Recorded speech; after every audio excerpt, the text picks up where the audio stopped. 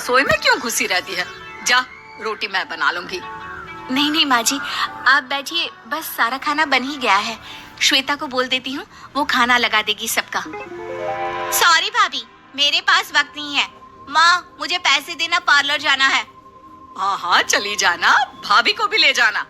वो भी जाने को बोल रही थी पार्लर, पर पहले ना मदद कर दे उसके खाना लगाने में। देख माँ, वो बहू है, उसे बहू रहने देना।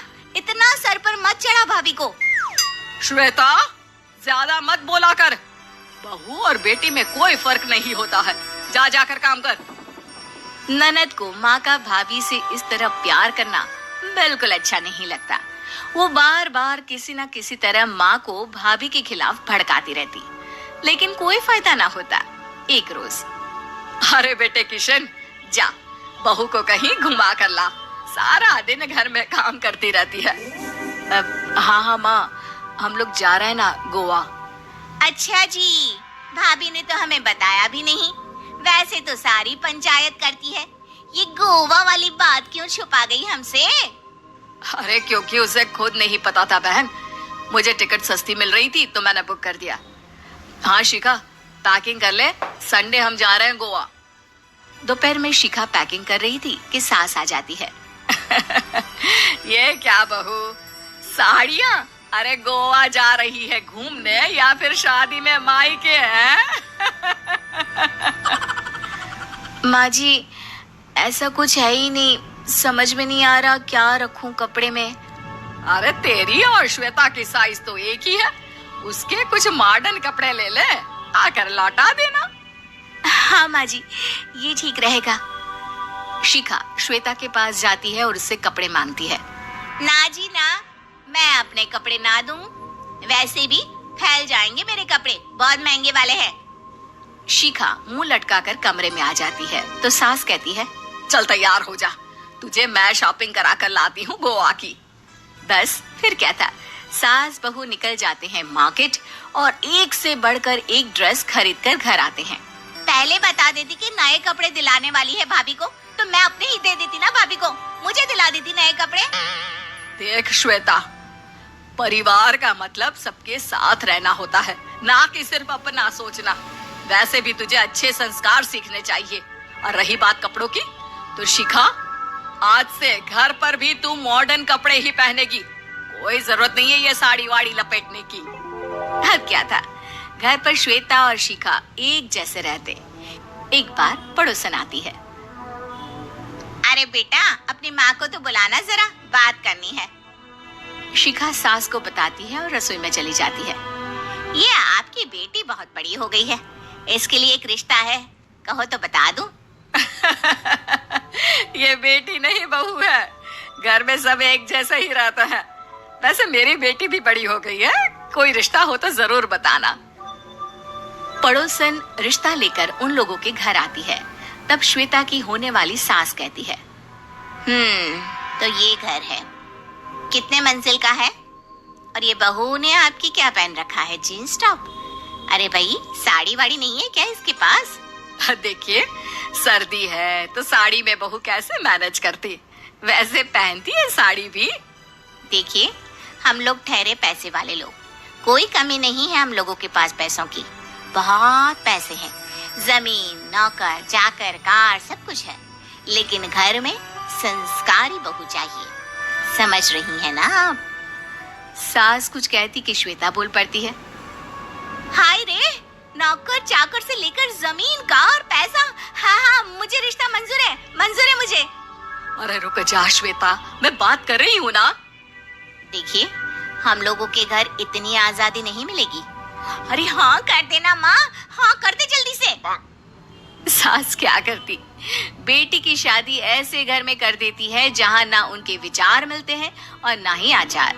शादी के बाद एक रोज फोन पर, श्वेता बेटा, एक बार घर आ जा, बहुत दिल करता है तुझे देखने का। माँ, वो घर पर बहुत काम होता है, कैसे आऊँ? बड़ा घर है, लेकिन आने जाने वालों की लाइन ही लगी रहती है। बेटा, मैं तो जानती थी उस घर का हाल, लेकिन तू ही नहीं मान रही थी। माँ देख, हर घर का यही हाल है। तेरी बेटी को यहाँ घूंघट हटाने की परमिशन नहीं है और एक तरफ भाभी स्कर्ट पहनकर घूम रही है। बेटा मुझे क्या पता था कि मेरी बेटी को ससुराल के नाम पर पिंजरा मिल जाएगा। अच्छा माँ, फोन रखती हूँ, सास को गर्मा गर्म रोटी खिलानी है। तुम लोगों की तरह नहीं कि एक रोटी बनाओ, एक सब्जी बनाओ, फिर सारा दिन फ्री होकर घूमो। सास फोन तो रख देती है, लेकिन सोच में पड़ जाती है कि एक तरफ बेटी जिसे कोई आजादी नहीं, वहीं दूसरी तरफ बहू जिसे देखकर लगता ही नहीं कि उसकी शादी भी हुई है। अगले रोज। शिखा, अरे ओ शिखा। हाँ माँ, क्या हुआ? कुछ चाहिए आपको? मैं जिम जा रही थी।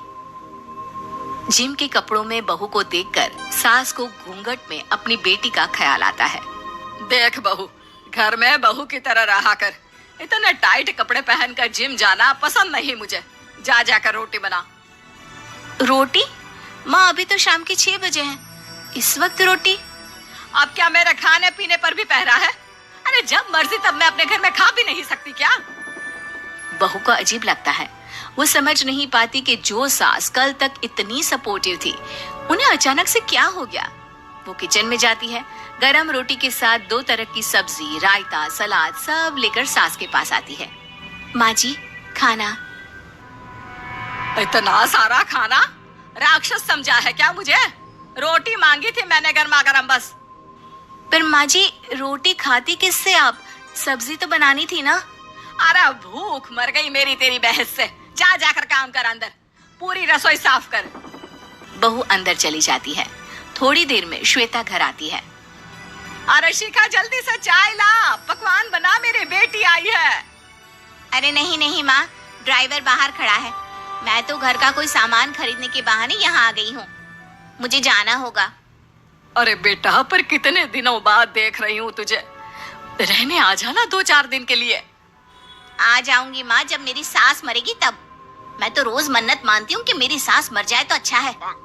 अच्छा चल, जा रही हूँ माँ। हे भगवान, कैसे कैसे दिन देखने पड़ रहे हैं मेरी बेटी को। सास अंदर जाती है, जहाँ श्वेता की जिम वाली सहेली का फोन आया होता है। क्या बात है, आज जिम नहीं आई? अरे पता नहीं यार, आज माँ को क्या हो गया अचानक।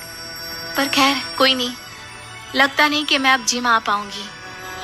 शिखा स्पीकर पर बात कर रही थी, जिसे सास सुन रही थी। यार ये सास ना होती ही ऐसी है। मैं तो कहती हूँ बुढ़िया जल्दी मरे और तू आराम से जिए। शिखा को सहेली की बात पर गुस्सा आ जाता है। माँ के मरने की कौन सा बच्चा दुआ मांगता है मोहिनी? आगे से ऐसी बात मेरे सामने मत करना। हमारे घर की शोभा ही माँ है। क्या हुआ जो थोड़ी सख्ती दिखा रही है? उसमें भी कोई ना कोई उनकी भलाई ही होगी। मैं तो कहती हूँ भगवान मेरे जैसी सास सबको दे, जो सिर्फ माँ की तरह है। सास वाली तो कोई बात ही नहीं है उनमें। सास ये बात सुन रही थी।